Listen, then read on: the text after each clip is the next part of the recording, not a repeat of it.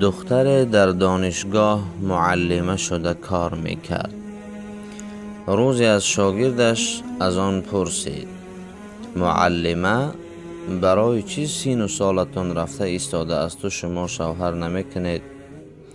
معلمه باشد گفت: یک مرد 4 دختر داشت و پسر نداشت و به همسرش گفت: اگر باز دختر تولد میکنی جوابت را میدهم. زن باشد باز دختر تولد کرد.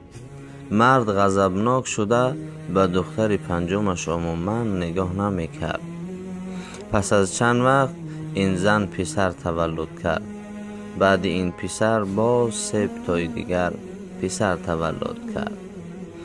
بعد از گذشت سالها آهسته آهسته به تقدیر الهی دخترانش از دنیا گذشتند. 4 دختر از دنیا رفت. بعد زنش هم وفات کرد.